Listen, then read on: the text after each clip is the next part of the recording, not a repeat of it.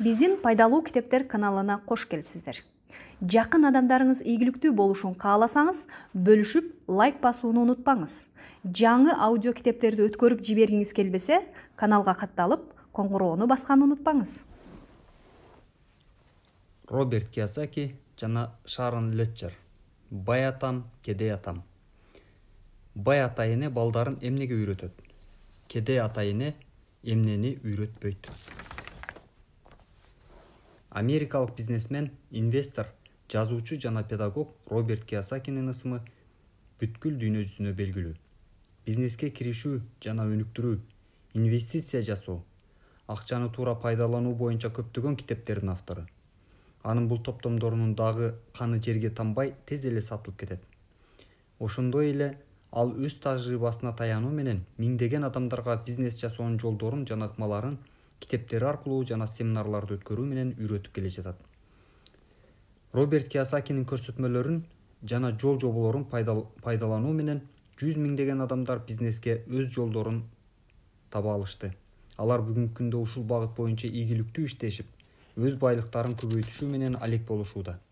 Албетте, мында Роберттин түздөн-түз тиешеси бар десек жаңылышпайбыз. Колуңуздагы Бай атам, кедей атам деген топтом кыргыз окурмандарына арналып чыгарылды. Китеп адамдарды кайдыгер калтырбайт деген ойдобуз. Бутуна туруп калган бизнесмендерге дагы да алдыга өнүгүүгө жардам берерине күмөн санабайбыз. Ал эми бизнесин жаңыдан баштоочулар үчүн туура жолду көрсөтөрүнө ишенебиз. Ушул китеп ар бир кыргыз окурмандарынын сүйүктүү колдонмосуна айланса, биз мүдөөбүзгө жеттик деп эсептейбиз. Бай атам, кедей атам. Таанышуу же баш сөз ордуна муктаждык бар. Азыркы мезгилдеги чөйрөгө жараша жашай билүүнү мектепте даярдайбы? Сабактарды калтырба, жакшы билим ал, анан маянасын көп төлөгөн жумуш таба аласың дешчү менин ата-энем. Алардын негизги максаты эле эжем жана мен жогорку билим алып, жашоодо өзүбүздүн ордубузду таап, ишибиз ийгиликтүү болсо. Акыры 1976 жылы Флорида мамлекеттик университетин ийгиликтүү аяктадым. Группада эң жакшылардан болуп кызыл дипломдун колума алдым да ата-энем көздөгөн максатка жеткенде аябай сыймыктанышты. Мен Bix 8 фирмасына жумушка орноштум. Чыдамсыздык менен ишимди ийгиликтүү болушун, карьерамдын өсүшүн күтүп жаттым. Менин күйөөм Майкл да ушул эле жолду тандап алган. Биз экөөбүз тең орточо жашаган, эмгекчил жумушчулардын үй бүлөсүнөн болчубуз.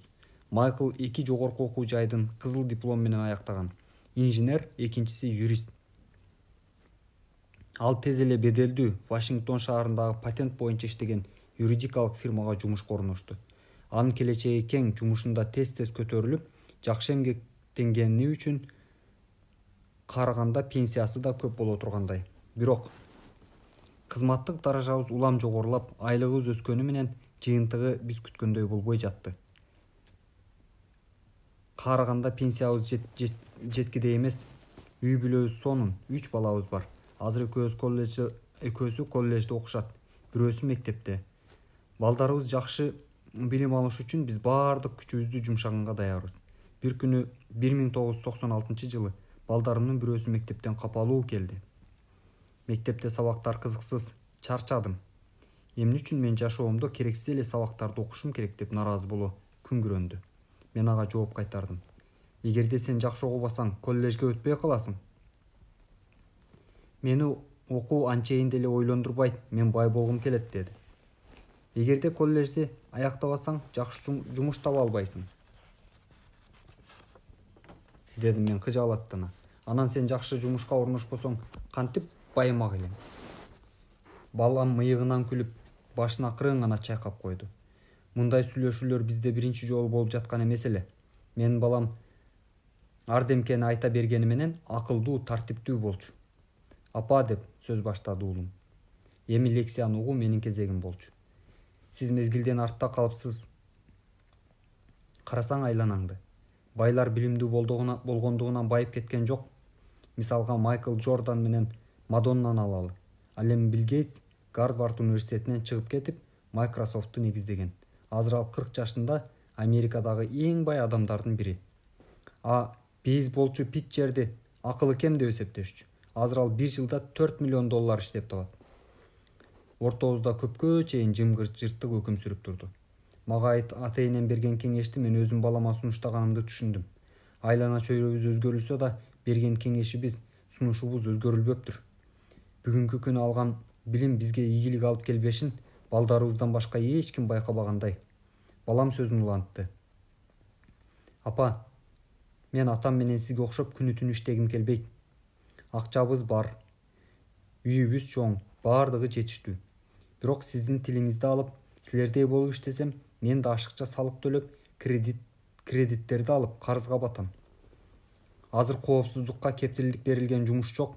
Коллежди аяктаган билимдүү адамдар деле жетишээрлик акча иштешпейт. Мисалы врачтар. Эгер мен иштен чыгып кетсем, социалдык коргоо көңүлүмдөгүдөй пенсия болобу? Мен бул суроолорума жооп керек. Ооба, анын айтканы туура. Суроолорго жооп керек. Ата энемдин кеңешин мен 1945-жылга чейинки төрөлгөндөргө берсем болмок экен. Бирок азыркы бат алмашып, өнүгүп өсүп жаткан коомдо төрөлгөндөргө замандап кеңеш керек болчу. Эми мен баягыдай мектепке барып билим ал, анан келечеги бар, айлыгы жетиштүү жакшы жумуш таап иште деп айта албай калдым. Балдарым заманбап кошумча жана терең билим алышынын жолдорун издешим керек болчу. Энелик жаным жана кесибим бухгалтер эксперт болгондуктан балдарым мектепте өтпөгөн, каржы сабаттуулугун толуктоого кам көрө баштадым. Азыр мектепти бүтө элек жаш балдар кредиттик карточка көтөрүп жүрүшөт, бирок алардын көпчүлүгү акчаны колдонушту, инвестиция жасашты билишпейт. Акчаны кандай иштетишин билбестен, акча боюнча сабатсыздыгын жойбостон туруп, кирешиге караганда чыгашасы көп заманда жашоого даярбы? Улуу балам коллежде биринчи курста окуп жатканда аябай карызга батып кетти. Мен анын карыздарын кутулууга гана жардам берип тим болбой, анын каржы сабатсыздыгын жоюуга жол тапканга да аракет кылдым. Бир күн күйөөм офистен телефон чалып калды. Сен көптөн бери издеген киши патент алыш үчүн менин жанымда отурат. Менин оюмча, сен ал киши менен жолугушуң керек го, деди ал. Анын аты Роберт Кийосаки, бизнесмен жана инвестор экен. Көптөн бери издегенимди таптым. Менин күйөөм Майкка Роберт Кийосакинин билим алуу оюну абдан жаккандыктан биз оюндун тестине катышуубузду сунуштап жаздырып коюптур. Бул оюн чын эле кызыктуу болгондуктан мен университетте окуган 19 жаштагы кызыма да сунуштадым. Ал макул болду. Тестке 15 адамды катыштырып, 3 группага бөлүндү. Майктын айтканы туура экен. Көптөн бери биз издеп жүргөн каржы сабатсыздыкты жойгон билим берүү оюну болуп чыкты. Бул кандай оюн? Чоң жалпак түркүн түстүү тактай, ортосунда оюнчук келемиш байланып турат. 2 жол бар. Ички жана сырткы. Ойногон адам ички жолдон Роберттин айтуусу боюнча келемиштин айлампасынан сырткы жолго, аны ылдамдык менен иштөөчү жол деп коюшат. Чыгуу керек. Роберттин элестетиши боюнча ылдамдык менен иштөөчү жол эмнени түшүндүрөт? Азыркы жашоодо бай адамдардын жолу же жашоосу, а келемиштин жолу эмнени түшүндүрөт? Эгерде силер орто билимдүү, көп иштеген адамдардын жашоосун карасаңар, деп өз сөзүн баштады Роберт. Алардын баардыгы бирдей жолдо бара жатканын көрөсүңөр. Бала төрөлөт, мектепке барат. Ата-энеси бактылуу, эмнеге дегенде балдары мыкты билим алышат. Жогорку окуу жайына өтүүгө мүмкүнчүлүгү бар. Анан ал бала университетти да аяктайт. Кийин келечеги кең, кепилдиги бар, маянасы чоң жумуш издей баштайт. Иштеп жатып балдар же кыздар менен таанышышат. Жолугушууларга барат, үйлөнөт. Үй бүлөлүүлөрдүн жашоосу жакшы. Эмнеге дегенде экөө тең иштешет. 2 киреше бар. Иштери ийгиликтүү болсо үй сатып алат, телевизор, машина алышат, эс алганы барышат, балалуу болушат, акча көп керек боло баштайт. Карьера жасап, көтөрүлүүнү, айлыгынын өсүшүн каалашат. Жакшы иштеп көп ийгиликтерге жетишет. Балдары чоңоет, өздөрү кошумча курстарды окуп, билим деңгээли өсөт. Мүмкүн экинчи жумушка да киришет. Киреше көтөрүлө баштайт, бирок чыгаша да өсө баштайт. Балдарын окутуш керек, үйлөш керек, үй салып бериш керек. Ошентип акча суудай ага берет. Эми 35 жашка келип калган бактылуу үй бүлө өмүр бою келемиштин айлампасына мындайча айтканда капканына түшөт. Эми өздөрү иштеген компаниянын ээлерине, өкмөттүн салыктарына, банктан алган кредиттери үчүн гана иштей башташат. Кийин алар өздөрүнүн балдарына мектепке жакшы окуп, жогорку окуу жайынан билим алып, келечеги кең жумуш тап деп кеңеш беришет. Элдер түшүнүшпөйт акча эмне экенин. бирок аларга жумуш берген адам акча эмне экенин жакшы түшүнөт. Момундар өмүр бою иштеп жүрө беришет. Эжесин көрүп сиңди өсөт дегендей балдарына өтүп кете берет. Ушул нерсе келемиштин айлампасы деп аталат. Келемиш айлампасынан чыгыш үчүн каржы жумшоону үйрөнүп, каражат сабатсыздыгын жоюшубуз керек. Big 8 компаниясында иштеп, соода тажрыйба болгондуктан биздин кайсыл жолдо жүргөнүбүздү түшүнүүгө Роберттин оюну мага жеңил болду. Оюнду кызыгуу менен ойноп жатып, ылдамдык менен иштөөчү жолуна түшүнүү үйрөнүп, керектүү билим алып жатканыбызды да сезбей калдык. Оюнга кызыгып, кызым экөөбүз мурда сүйлөшпөгөн нерселерди курбу катары сүйлөшүп, түшкө чейин кармалдык. Бухгалтер эксперт болгондуктан мага оюн жеңил болду. Кызыма жана башка катышуучуларга да эсеп жагынан жардамым тийди. Бул оюн тестте биринчилерден болуп, 50 мүнөттүн ичинде мен гана келемиш айлампасына чыктым. Оюн 3 сааттай созулду. Командада банкир, бизнесмен, компьютер программалоочу бар эле. Мени таң калтырганы, адамдар жумушунда эң керектүү эсеп кысап, инвестицияны көп биле бербегендиги эле. Алар жөнөкөй нерсени билбей туруп, жумушунда, бизнесинде кантип иш алып барышар экен. Келемиштин айлампасынан чыккандан кийин мен 2 сааттай кызымдын жана билимдүү бизнестери бар кишилер кубиктерди ташташып, фишкаларды жылдырып ойногонун карап отурдум. Бул оюнда алардын билими алып жатканын бир жагынан кубансам, бир жагынан чоң эле кишилер эсеп кысапты билбегениге ичим ачышып жатты. Мен бул бөлмөнүн сыртында чыныгы жашоодо канчалаган адамдар каржы фронтунда көп нерсени билишпей туруп, акча үчүн күрөшүп келе жатышкандыгы ойлондурду. Столдо ойношуп жаткандар утушканына сүйүнүшүп жатты. Оюн аяктагандан кийин 15 мүнөт оюн боюнча ар бирибиздин оюбузду сурады. Бизнеси бар адам оюнду жактырбаптыр. Булардын баарын билишимдин кажети жок деп үнүн бийик чыгарып айтты. Мен адвокат, бухгалтер, банкирлерди жалдайм, алар мага иштин жол-жобосун түшүндүрүп турушат.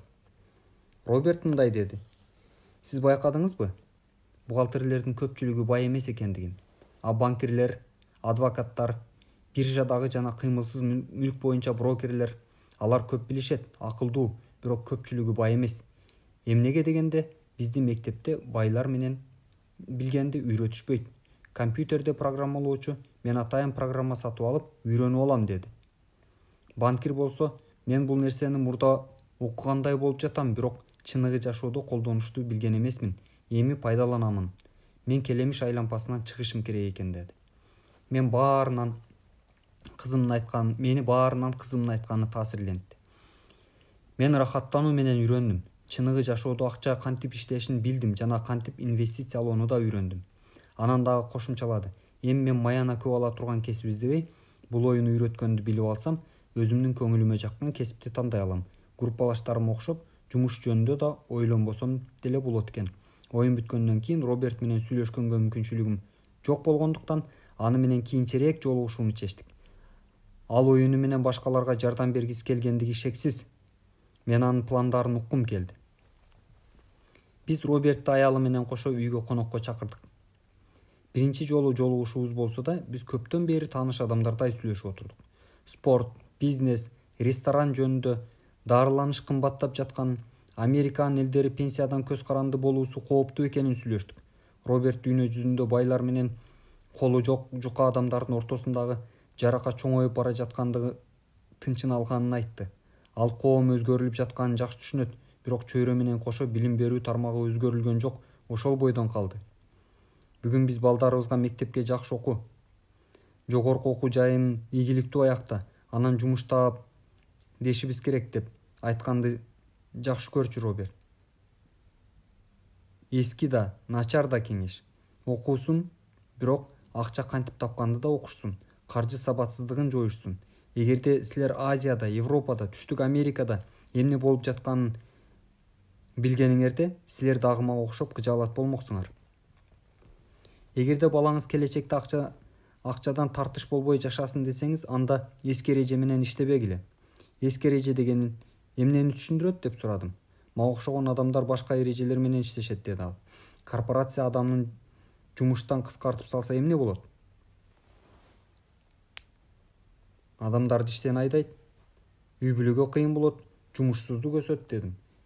Биржада компаниянын акциялары эмне болот? Жумуш орундары кыскарганда аз чыгым кылса, компаниянын акциясынын баасы өсөт дедим. Туура, деди Роберт. А компаниянын акциясынын баасы өссө, акциясы барлар байыйт. Башка эреже деген ушул. Жумушчулар утулат, инвесторлор, акциясы барлар утат. Бирок көптөр муну түшүнүшпөйт да. Ал калыстык болбой жатат деп гана ойлошот. Мына ошого балага жөн гана жакшы билим ал деген аздык кылат. Мектепке чыныгы жашоодогу кыйынчылыктарга даярдабайт. Ар бир бала терең жана ар тараптуу билим алышы жана ар кандай эрежелерди билиши керек. Байлар ойногон эреже жана калктын 95% ойногон эреже бар. Ал калктын 95% ал эрежелерди мектепте жана үйүнөн алышат. Ошондуктан азыр балага көп окуу, жакшы жумуш тап деген абдан кооптуу. Азыр балага татаал билим бериш керек. Мектептерде андай программалар жок. Мектеп канча акча коротуп, канча компьютер алганы мага баары бир. Мугалим өзү билбеген сабакты кантип окуучуларга үйрөтөт? Ата-энесичи? Өзүңүз билбей туруп инвестиция жөнүндө балаңызга кантип түшүндүрөсүз? Мен балдарды жумуш коопсуздугун үйрөтүү эмес, мээни иштетүүгө үйрөтүш керек деп чечтим. Сиз азыркы бизге айткан акча деген эмне экенин балаңызга кантип түшүндүрөсүз? Ата-энелер үчүн балдарына билим берүүнүн оңой жолу барбы? Мен бул жөнүндө китеп жаздым, деди Роберт. Китебиңиз кана? Мен компьютеримде жазып койгонума көп болду, бирок чачыранды азырынча жыйнап топтой элекмин. Ооба, басылма эретке келтире элек экен. Айрым бөлүмдөрүн окуп чыккандан кийин сонун китеп экенин түшүндүм. Китептин бөлүкчөлөрүн жыйыштырып жазганга жардам берейин дедим. Ал макул болду. Роберт бала кезинде эле келечекте бай болоорун билген. Мектепте билим алуу маанилүү болгондой эле акчаны да пайдалануу, сарптоону билүү да керек. Мына Роберттин Бай атасы, Кедей атасы жөнүндөгү китеби чыкты. Эки атасынын тең кеңештерин өмүр бою колдонуп жүрөт. Эгерде силердин бухгалтердик билимиңер болсо, билгениңерди убактылуу унутуп тургула да бул китепти окуп чыккыла. Биз балдарыбызды мыкты окуу, жакшы жумуш тап дегенибиз илгертен келе жаткан көнүмүш адатыбыз. Мен аны алгач кезиктирип, аны ой максаттарын укканымда ага абдан таң калдым. Роберттин эки атасы эки башка тарбия берген, бирок экөө тең анын өз максатына жетүүсүн каалашкан. Анын билимдүү атасы корпорацияда иштөөнү сунуштаган. Бай атасы корпорациянын ээси болушуна кеңеш берген. Экөөнүн тең билим алуу керек болгон. Сабак алуу ыкмасы эки бөлөк. Билимдүү атасы тапкыч, акылдуу бол десе, а бай атасы тапкыч, акылдуу адамдарды өзүңө кантип иштетүүнү үйрөткөн. 16 жашка чыгып калганда билимдүү атасынын мыкты окусаң келечекте жакшы жумушка орношосуң деген сөзү анчейин маанилүү болбой калган.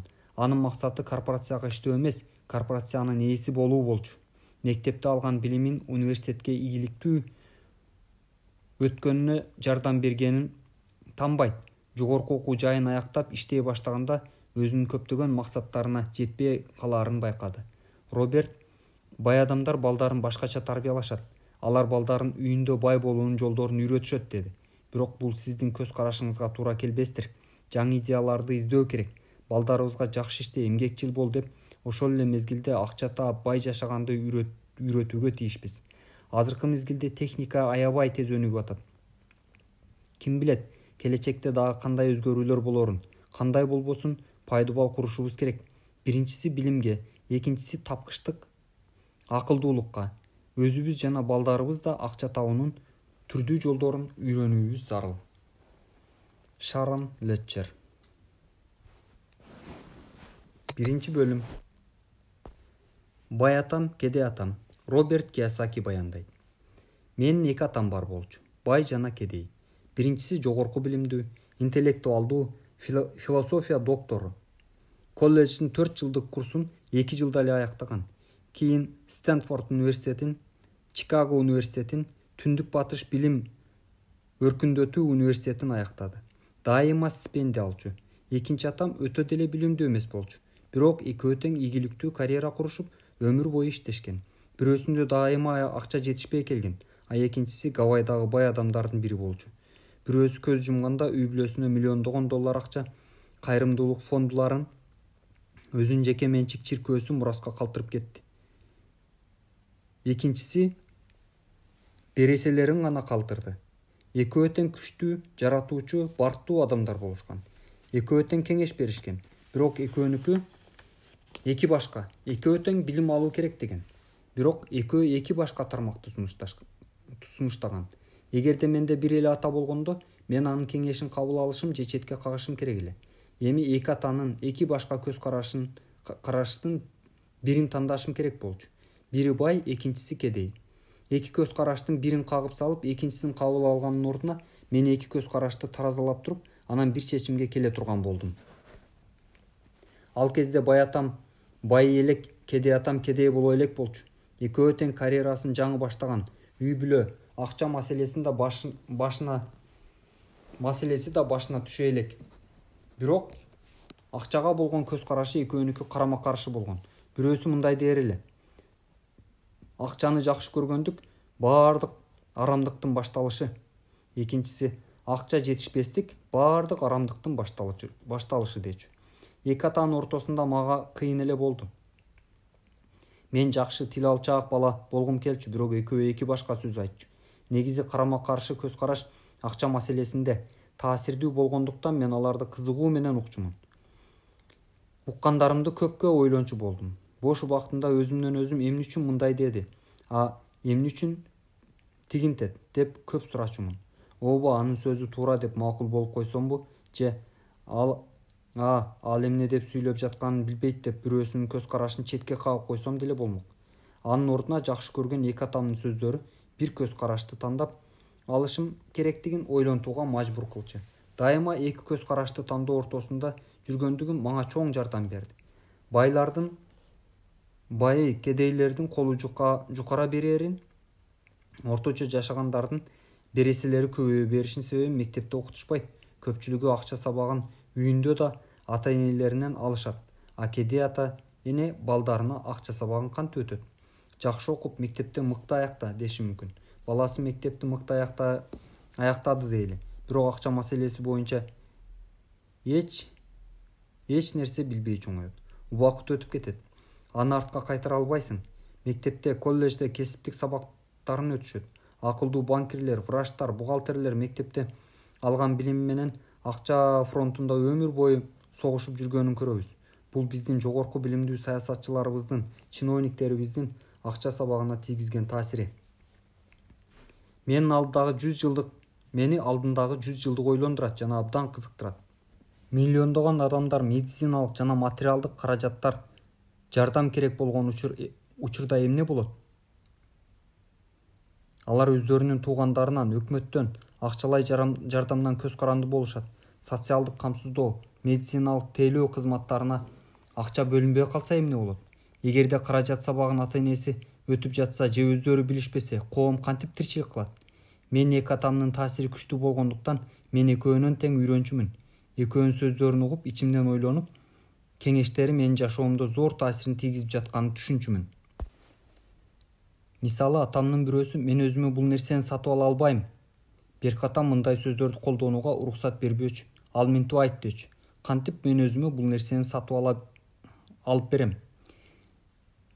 Жыйынтыктоо жана суроо болуп жатат. Мен жакында байый турган атам минтип түшүндүрчү. Мен өзүмө бул нерсени сатып алып бере албайм деген сөздү айтканда, адам мээнин ойлонуусун, иштешин автоматтык түрдө токтотот. Суроо менен кайрылып, кантип мен өзүмө бул нерсени сатып алып берем дегенде мээнин иштөөсүнө алып келет. Ал өзүнүн мээсин күндө машыктырууну жакшы көргөн. Мен мээмди күндөн күнгө иштеши күчөп келе жатат. Эмнеге дегенде, мен аны күндө машыктырам. Менин мээм канчалык күчтүү болсо, мен ошончолук көп акча иштей алам. Автоматтык түрдө мен өзүмө бул нерсени ала албайм дегенде, адам акыл жалкоолугун көрсөтүп, тургандыгына ишенчү. Эки атам тең көп иштөөчү. Акча маселесине келгенде, бирөөсүнүн мээси уктап жатса, экинчисиники машыгып жатканын байкадым. Себеби бирөөсүнүн акчасы көбөйүп, экинчисиники азайып жаткан. Муну мындай карасак да болот. Бирөөсү күндө машыгуучу жерге барып машыгып келет, экинчиси ошол убакта үйдө жатып алып телевизор көрүп жаткан болот. Денени машыктырсаң ден соолукта болосуң, акылды машыктырсаң акылдуу болосуң. Жалкоолук ден соолукка да, байлыкка да зыян. Эки атам бир эле нерсеге эки башка көз карашта болчу. Мисалы, салык боюнча биринчи атам колу жукаларга жардам болуш үчүн байлар салыкты көп төлөш керек деп эсептечү. А экинчиси салык товар өндүрүүчүлөрдү жазалайт. Эч нерсе өндүрбөгөндөрдү колдойт дечү. Биринчи атам окууну жакшы аяктап, жакшы компания таап, жумушка орнош десе, экинчиси окууну жакшы аяктап, жакшы компания таап, ошол компанияны сатып ал деп кеңеш берчү. Биринчи атам айтчу: байыбаганым үчүн силер балдарым күнөөлүүсүңөр. Кийинкиси айтчу: мен бай болушумдун себеби силерсиңер. Биринчиси дасторкондо олтурганда акча бизнес жөнүндө сүйлөбөгүлө дечү. Экинчиси менен тескерисинче бизнес акча жөнүндө сүйлөшчүбүз. Биринчиси айтчу: акча маселесине келгенде тобокелге сал, ишенбесең акчаны иштетпе, кармап тур. Экинчиси: ишенсең ишенбесең да жасап көр дечү. Биринчиси ойлочу: биздин эң чоң акча салымыбыз, пайдабыз актив. Экинчиси дээр эле: биздин үй пассив. Эгерде сиздин үйүңүз эң чоң салымыңыз болсо, анда сиз жаңылып жатасыз. Экөө тең. Береселерин кредит, светти, суунун акчасын салык убагында төлөшчү. Бирок биринчиси тапкан акчасын иштетпей туруп берсе, экинчиси акырында берчү. Биринчиси керек учурда жардам берет деп компанияга, өкмөткө ишенчү. Баанын өсүшү, жумуштан кыскартуу, медициналык камсыз кылуу, ооруп калганда отпусканы же жөн эле отпуск дайымкы жалаат кылчу. Аны тынчсыздандырчу. Ал өзүн 20 жыл аскерде кызмат өтөп, жеңилдиктерин жана жакшы пенсия иштеп келген балдары менен сыймыктануучу.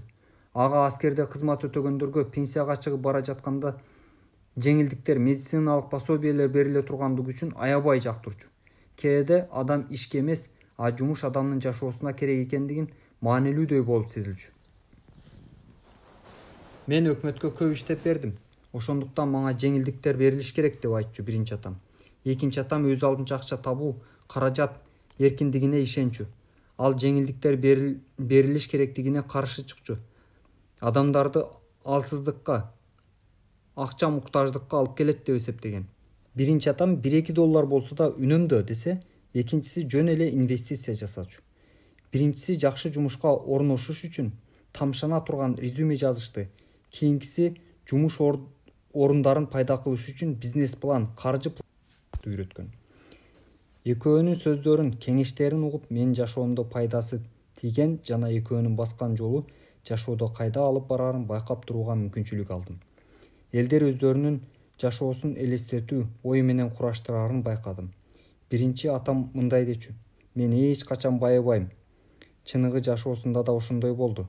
Ошол эле мезгилде экинчи атам өзүн дайым бай адамдай сезип жүрчү. Мындай дечү: мен бай кишимин. Бай кишилер мен эч качан байыбаймын деп айтышпайт. Акчаларын жоготуп, кедей болуп калган учурда да өзүн бай кишидей мамиле кылчу.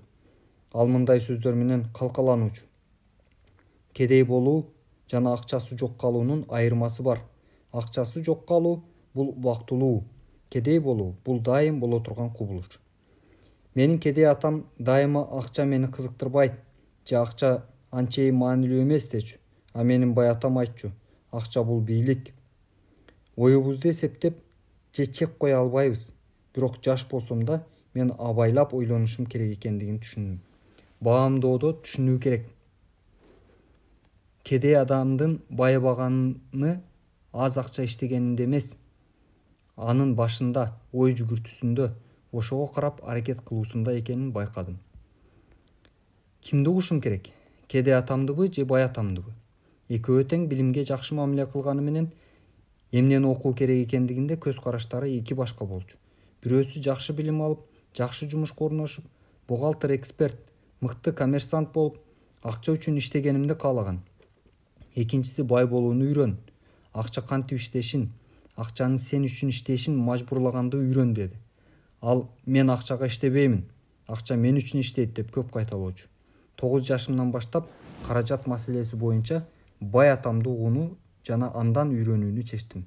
Билимдүү болгонуна карабай, биринчи атамды укпай эле коеюн дедим. Биздин пайдалуу китептер каналына кош келипсиздер. Жакын адамдарыңыз ийгиликтүү болушун кааласаңыз, бөлүшүп, лайк басууну унутпаңыз. Жаңы аудио китептерди өткөрүп жибергиңиз келбесе, каналга катталып, коңгуроону басканды унутпаңыз. Роберт Фросттун сабагы. Роберт Фрост менин сүйүктүү акыным. Анын эмгектери 19-кылымдын аягына, 20-кылым ортосуна таандык. Анын көптөгөн ырлары мага жагат. Бирок эң сүйүктүүсү Нехоженная дорога. Ырды мен күндө сабак катары окуп жүрөм. Ырдын маани сөзгө өрүлүп калбаш үчүн орусчадан кыргызчага атайын которгон жокпуз. Нехоженная дорога. Две дороги расходились в желтом лесу. К сожалению, я не мог идти двумя, и, будучи одиноким странником, долго я стоял, смотря на одну дорогу настолько далеко, насколько мог. Как она петляет, исчезая в прелеске, я выбрал другую, нехоженную почти, полагая, что она приведет меня к цели. Дорога была покрыта травой, которая была почти не примята, но стоило бы там не раз пройти, по этой дороге пошли бы другие. Две дороги лежали передо мной в то утро. Ни одного свежего отпечатка ног не было ни на одной.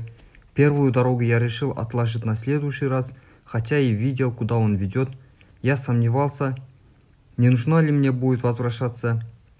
Я говорю об этом с вздохом, говорю сквозь проносящиеся века. Две дороги расходились в лесу. Я выбрал ту, по которой почти не ходили, и в этом была вся разница. Роберт Фрост, 1916 жыл. Айырмачылыгы мына ушунда болчу. Роберт Фросттун ушул ырына мен көп жылдар бою көңүл буруп жүрдүм. Мен жогорку билимдүү атамды анын акча боюнча кеңештерин жана мамилесин укпай коюу мага кыйынга турган. Бирок бул чечим мен өмүрүмдүн акырына чейин из калтырды. Кайсыл атамды угушумду чечкенден кийин акча сабагын окуум башталды. Мен баятам мага 30 жыл сабак өттү. Ошондо 39 жашыма чейин. Мен анын сабактарын колдоно баштаганда гана токтотту. Акча бийликтин, күчтүн бир формасы. Бирок андан да күчтүүсү бул каржы боюнча билимдүүлүк. Акча колдун кири дегендей акча келип кетип турат. Эгер акча кантип иштешин билсеңер, анда ага үстөмдүк кыла аласыңар. Анан байлыкты кураштыра берсеңер болот. Позитив ойлорубуз ишке ашпай калганынын себеби көпчүлүк адамдар мектепке келишип акча кантип иштешин үйрөнгөн эмес. Ошондуктан өздөрүнүн күнүмдүгүн акчага иштөө менен өткөрүшөт. 9 жашымдан баштап баятамдан акча кантип иштешинин мыйзамдары менен тааныша баштадым. Анын сабактары жөнөкөй болчу. Бардыгын үйрөнүп бүткөндөн кийин 30 жылдан ашык жашоомдо пайдаланган 6 сабак калды. Менин китебим ушул 6 сабак боюнча болот. Бирок сабактар бардык суроолорго жооп эмес, болгону ишеничсиз, алмашып турган заманда силерди жана балдарыңарды байлыкка алып бара турган жол көрсөткүч гана болушу ыктымал.